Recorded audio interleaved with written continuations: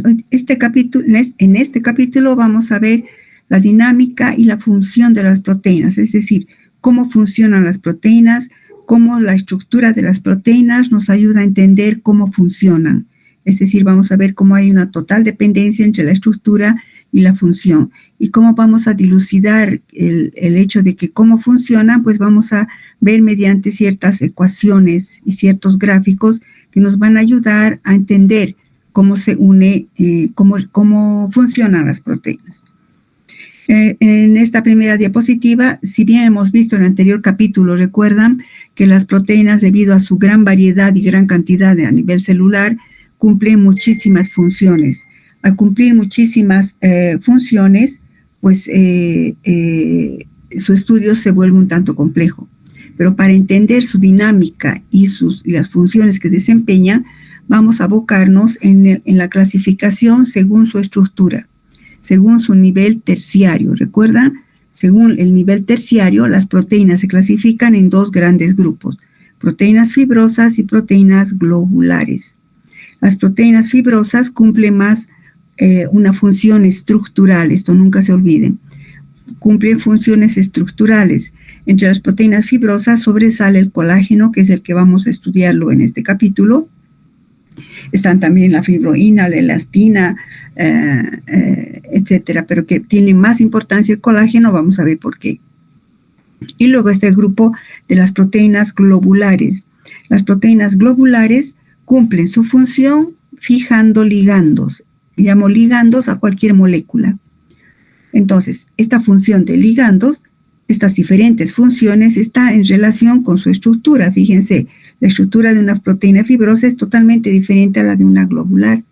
Las proteínas globulares, recuerda, son solubles porque tienen en la superficie tienen aminoácidos hidrofílicos. Además que se caracterizan por presentar dominios, que son sitios de fijación precisamente de ligandos.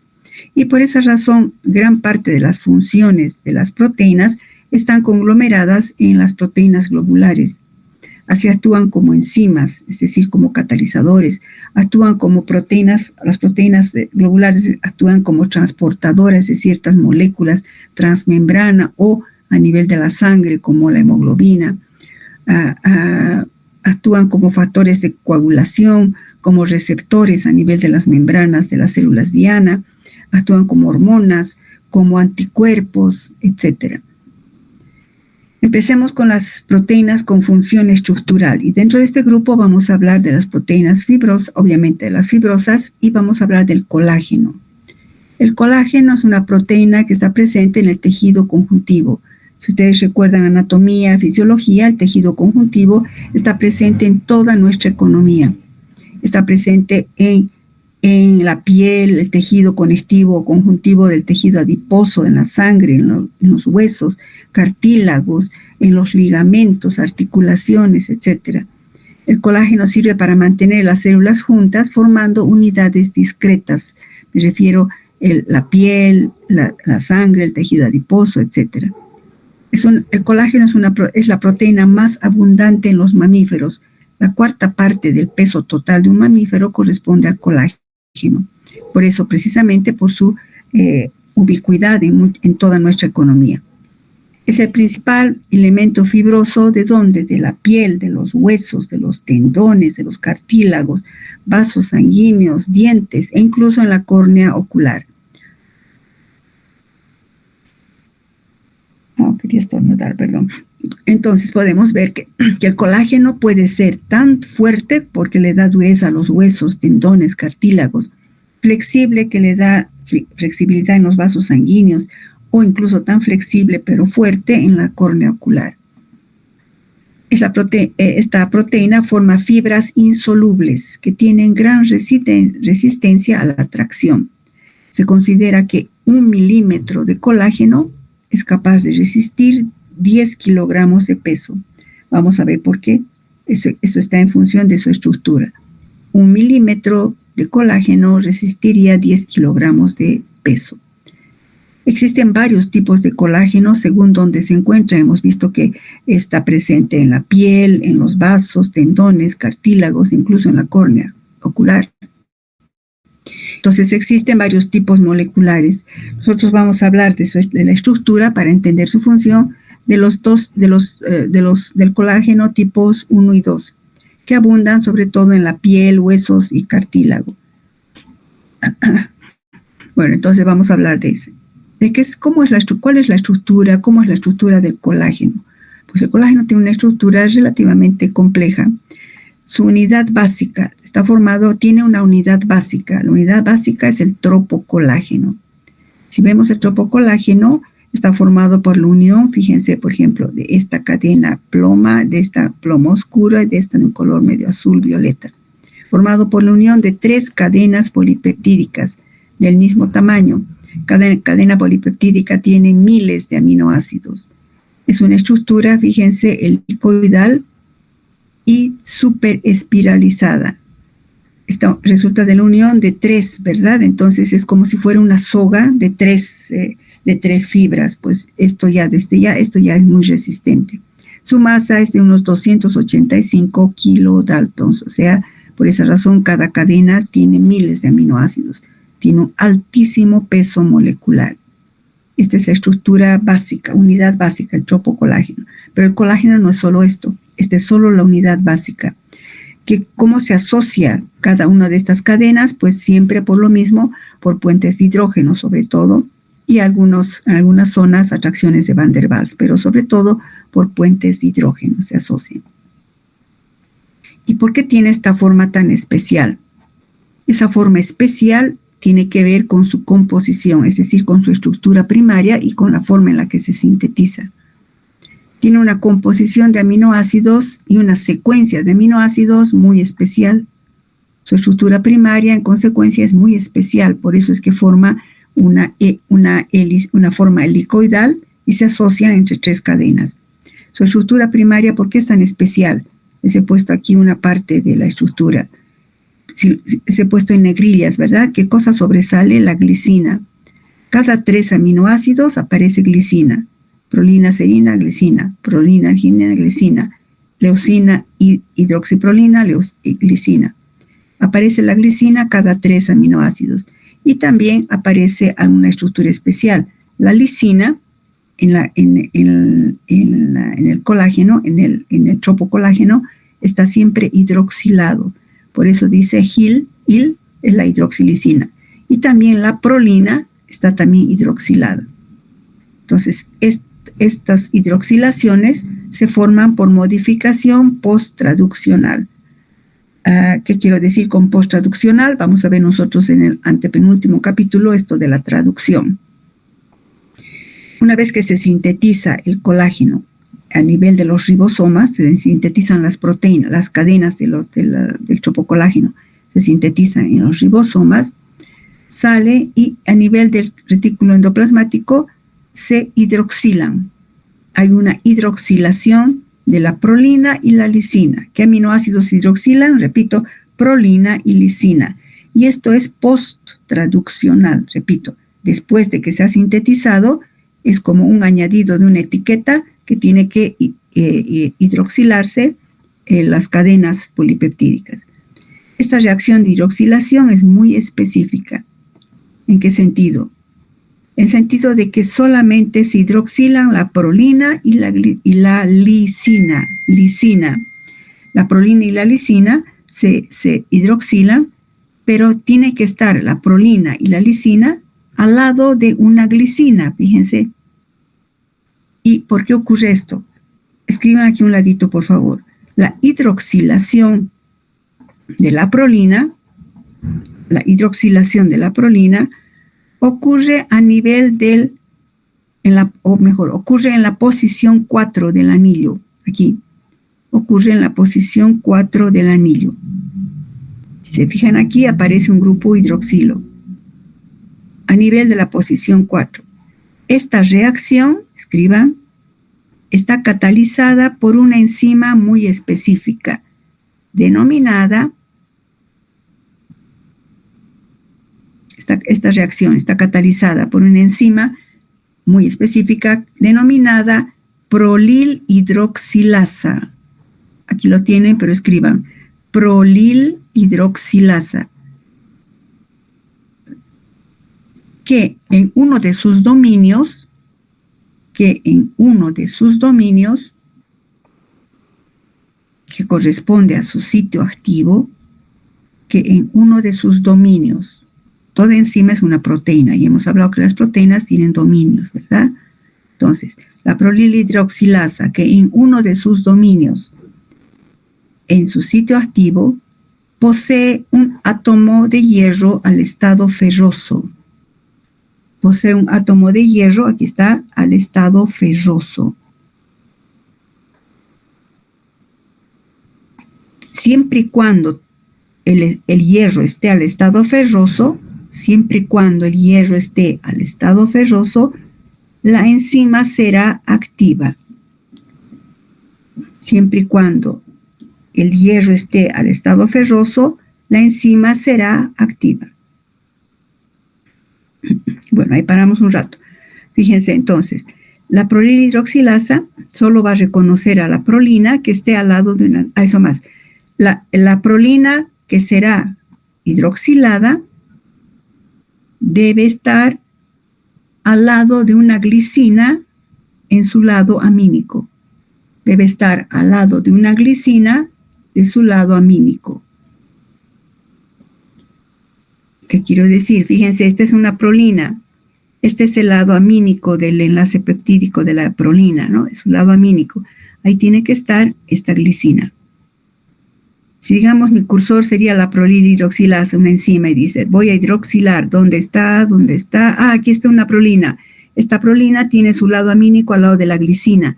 Entonces, a esta prolina le voy a añadir este oxígeno y voy a formar la 4-hidroxiprolina. A eso me refiero, en palabras muy simples, que la prolilhidroxilasa solo cataliza la hidroxilación de las prolinas que estén al lado de una glicina. Fíjense qué específico es. Formando así esto, 4-hidroxiprolina, que se abrevia como HIP, 4-hidroxiprolina. Ahora, escriban aquí a un ladito donde gusten. No voy a hablar más en detalles de esto del alfa-cetoglutarato y succinato, puesto que son sustratos que ustedes van a ver en Bioquímica 2. O que esta es una dioxigenasa, no voy a hablar de eso ahorita, no.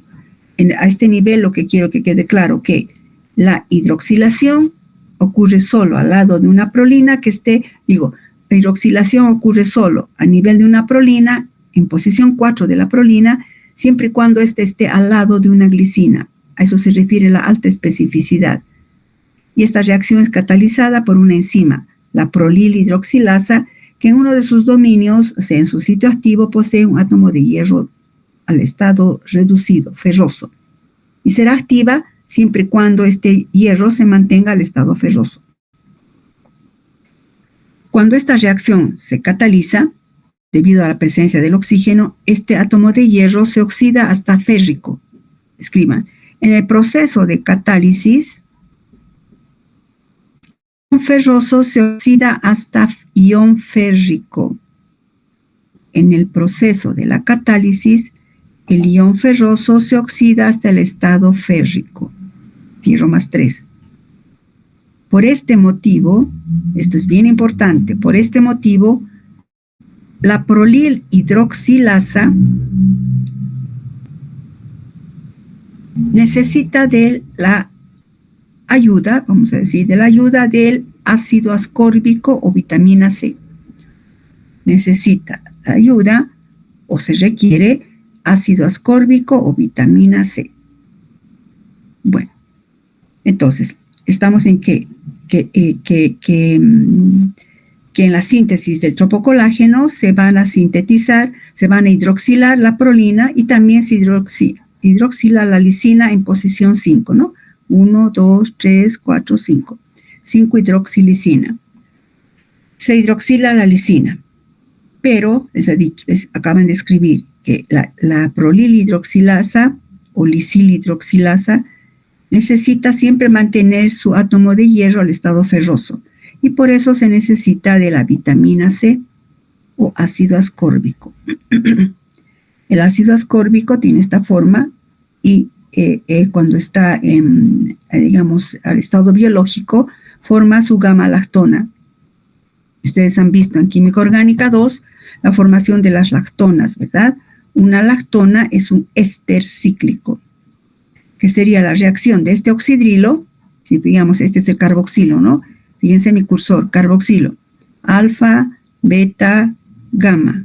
Por eso se llama gamma-lactona, aumenten eso. Gamma-lactona del ácido ascórbico, va a aparecer así. La que el oxidrilo del carbono gamma, fíjense, una flechita saquen, hace un ataque nucleofílico al grupo carboxilo y forma la gamma-lactona del ácido ascórbico. Ustedes saben escribir lactonas, han llevado eso en química orgánica, han aprobado química orgánica, asumo que sí, chicos, ¿no? O repasen. Esta es la forma, la gamma-lactona del ácido ascórbico.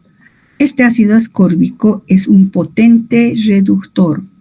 Recuerdan, en carbohidratos hemos visto que la vitamina C es un reductor y incluso interfiere en la detección, digamos, de azúcares reductores en productos comerciales.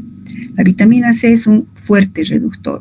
Entonces se aparece en solución o a nivel molecular aparece en forma de ácido ascórbico, a nivel biológico diré. Aparece como gamma-lactona. Escriban acá, por favor.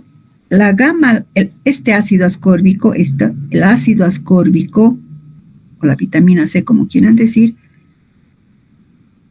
cede dos electrones en forma de 2 átomos de hidrógeno. Cede 2 electrones en forma de 2 átomos de hidrógeno. Por eso es un reductor. Todos los reductores, recuerdan, ceden electrones. Entonces, el ácido ascórbico, vitamina C, cede electrones en forma de 2 átomos de hidrógeno. Recuerdan que hemos recordado también lo que es oxidación-reducción. En las reacciones de reducción, el reductor cede electrones. Pero esos electrones no van como electrones solitos saltando ahí, sino que lo hacen, ya recuerdan, como átomos de hidrógeno o como hidruros.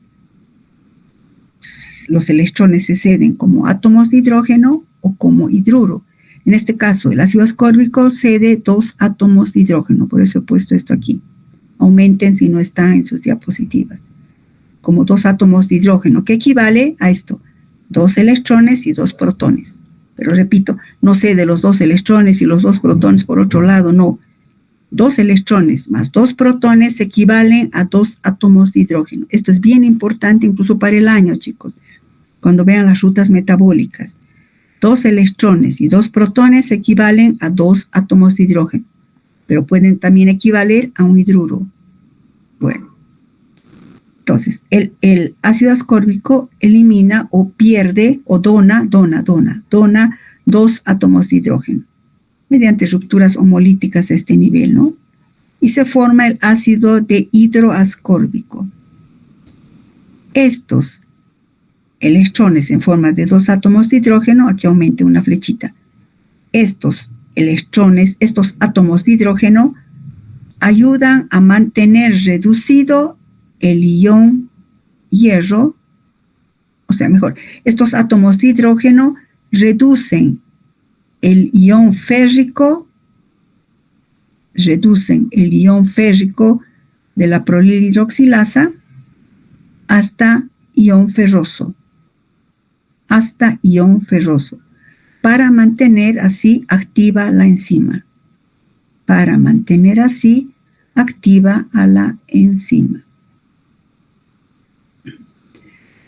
Entonces, la vitamina C es esencial en la síntesis del colágeno.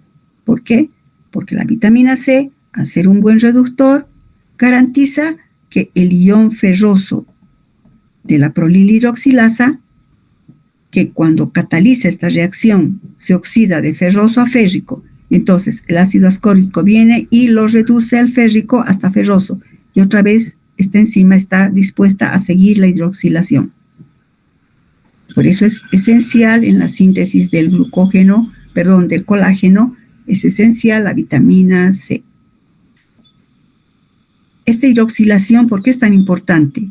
La hidroxilación es importante porque al aparecer grupos hidroxilo, se favorecen la formación de puentes de hidrógeno.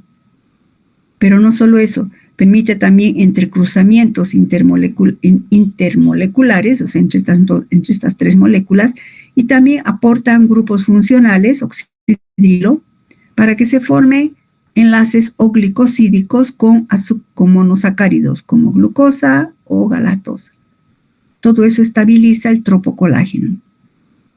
Entonces, la hidroxilación que hace permite la formación de puentes, permite que se formen puentes de hidrógeno y permite que se adicionen azúcares monosacáridos a la estructura para estabilizar esta hélice, mediante enlaces oglicosídicos que ustedes ya los conocen muy bien. Pero eso nada más es la unidad básica, el tropocolágeno. El tropocolágeno, a su vez, en su proceso de síntesis, la síntesis del colágeno, las unidades de tropocolágeno se agrupan ahora, formando disposiciones supramoleculares. ¿Qué quiero decir? Digamos, cada rayita que he puesto aquí sería un tropocolágeno. Entonces, fíjense, 1, 2, 3, 3 tropocolágenos se asocian, pero no se asocian así lateralmente, sino en forma de ladrillos. ¿Alguna vez obviamente han visto los ladrillos de una pared? Pues tienen esta disposición, ¿verdad? Eso le da resistencia, porque si estuvieran paralelos se caerían, no tendrían la misma resistencia. Pues estos mismos se asocian de la misma manera. La asociación de 3 tropocolágenos forma una fibrilla. 3 tropocolágenos, repito, forman una fibrilla. Pero no acaba ahí. A su vez, varias fibrillas se asocian y recién forman la fibra del colágeno. No 3, varias fibrillas. Esto es nada más una representación que he hecho. Varias fibrillas se asocian, ahora formando recién la fibra del colágeno. Fíjense, si esto es resistente, como si fuera una soga de 3, imagínense, ahora, por ejemplo, 30 de esas sogas unidas en uno solo, ¿cuánta resistencia? Por eso se dice que 1 milímetro de colágeno es capaz de resistir 10 kilogramos. ¿Qué nos está indicando ahí? Que el colágeno tiene altísima resistencia. Por eso garantiza la firmeza de los huesos, de los tejidos, de los órganos, de los tendones, de los dientes, etc. Y este dibujito, en esta figura, quería demostrarles más o menos eso. Fíjense, en los ribosomas se sintetizan cada una de las cadenas peptídicas.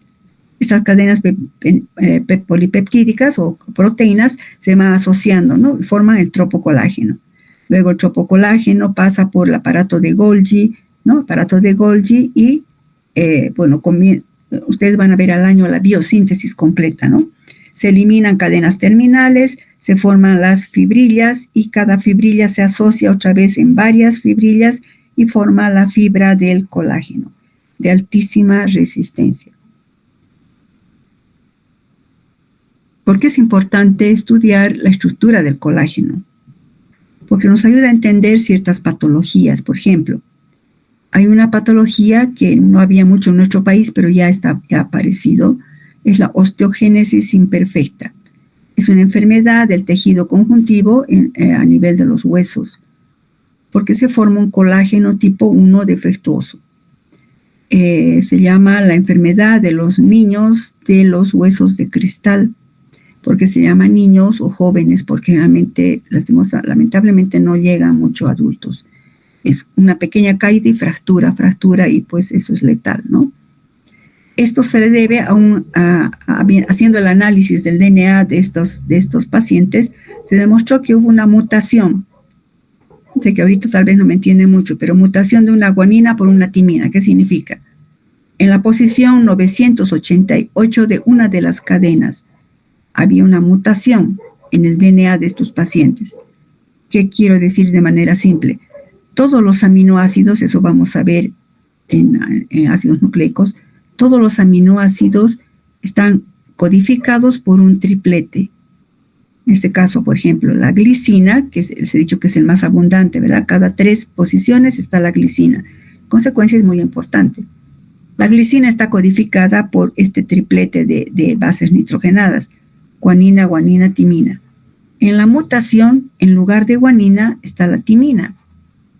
Y entonces, timina, guanina, timina ya no codifica glicina, codifica cisteína. Y entonces desaparece la glicina prácticamente y por eso es que ya no se forma un colágeno defectuoso. Y sobre todo el de tipo 1 de los huesos y por eso se llama los huesos de cristal. Otra patología relacionada con la síntesis y la estructura del colágeno es el escorbuto. El escorbuto es una afección que se presenta por deficiencia en el consumo de vitamina C. Se forman petequias, que son las petequias, unos moretes a nivel de los brazos, hombros, sangrado de encías que llegan hasta caerse los dientes por debilidad de las encías. ¿Por qué? Porque falta esa vitamina C. Y hemos visto qué hace la vitamina C. La vitamina C es un eficaz reductor. ¿Qué hace? Mantiene reducido al ion ferroso de la prolilhidroxilasa. Y entonces, ¿qué hace? La vitamina C facilita o promueve la hidroxilación del tropocolágeno. Por tanto, la ausencia de vitamina C produce hidroxilación insuficiente y, en consecuencia, colágeno defectuoso, sobre todo a nivel de los vasos sanguíneos, ¿no? Por eso aparecen moretones, petequias, por ruptura de vasos sanguíneos o sangrado de encías. Bueno, eso en cuanto al colágeno. Entonces, ¿qué hemos visto del colágeno? Hemos visto el primer grupo, las proteínas fibrosas. Estamos en relación de estructura, función, algo de la biosíntesis. Hemos visto que ustedes van a ver al año con más profundidad, pero hemos visto algo de la biosíntesis porque nos ayuda a entender su estructura. Entonces, la unidad fundamental del colágeno, la molécula base es el tropocolágeno, pero no es la única. A su vez, este tropocolágeno tiene que tener la prolina y la lisina tienen que estar hidroxilados. Esa hidroxilación es fundamental porque ayuda a formar más resistencia al tropocolágeno por formación de puentes de hidrógeno, asociación con monosacáridos. Luego, 3 tropocolágenos se unen formando una fibrilla en una disposición supramolecular, como los ladrillos de una pared. La asociación de 3 tropocolágenos forman una fibrilla, pero no acaba ahí. Varias fibrillas se unen para formar finalmente una fibra de colágeno que es de suma resistencia. En consecuencia, un aspecto importante de esto es que se necesita vitamina C para garantizar la hidroxilación en el pero casi en una de las etapas de la síntesis del colágeno de manera efectiva.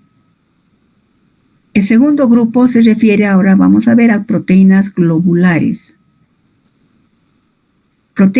Estas proteínas globulares son proteínas cuya función, hemos dicho, es la fijación de ligandos. Aquí ya no participa ya no tiene función estructural. Se ocupa de fijar moléculas, fijar ligandos. Las proteínas globulares cumplen muchas funciones, todas relacionadas con esto, con procesos de fijación de otras moléculas. Subrayen.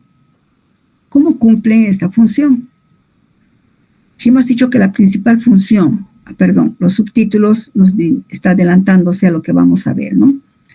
¿Cuál es hemos dicho que la principal función de las moléculas globulares es fijar moléculas, es decir, quiere decir que en su estructura molecular, la proteína globular tiene dominios, ¿verdad?, que son una parte de la estructura terciaria donde fija moléculas. Entonces, el evento inicial será ¿qué cosa? La fijación de una sustancia que le llamamos ligando o L. La interacción de la proteína con su ligando ocurre en un sitio específico llamado sitio de fijación. Para entender, he hecho este dibujito. Imaginemos que esta es la proteína y este es un dominio, una zona que sería el sitio de fijación para este ligando, que digamos tiene una asociación que más que de figura es una asociación química que vamos a ver cuando veamos enzimología. Entonces, este es un sitio donde se va a unir este ligando. Entonces, tenemos la proteína que le vamos a mencionarlo con la abreviación P y al ligando como L. ¿Cómo ocurre la fijación? A ver, fíjense, vamos a empezar a estudiar. Las proteínas globulares fijan ligandos, pero ¿cómo lo hacen? Si es algo que no podemos ver, ¿verdad? Hemos dicho, chicos, son elucubraciones del intelecto humano, es decir, ¿cómo una proteína une un ligando?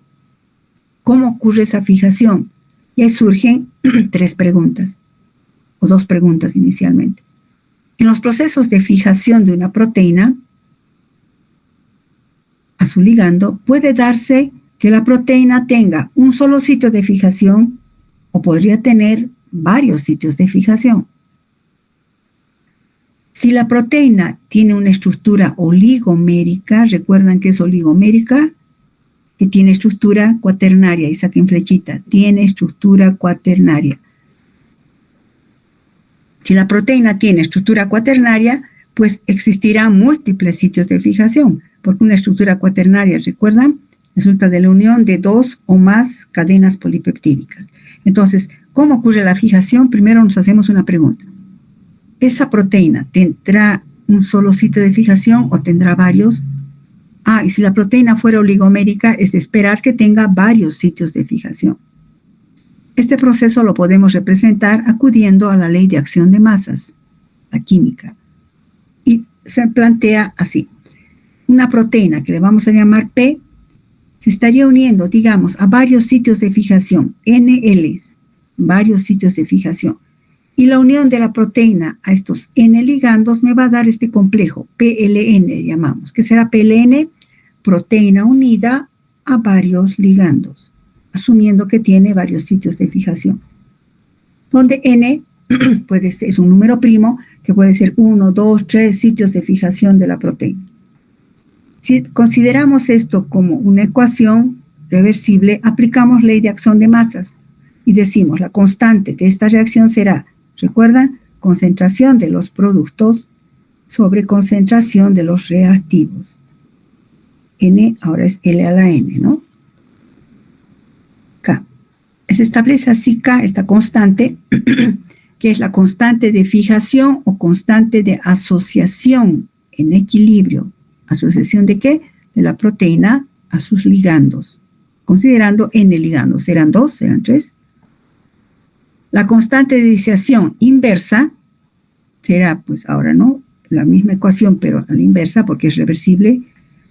La proteína unida al ligando se disocia en proteína más N ligando. Si aplicamos ley de acción de masas, tenemos ahora K1, que sería la constante de disociación, que va a ser concentración de los productos sobre concentración de los reactivos.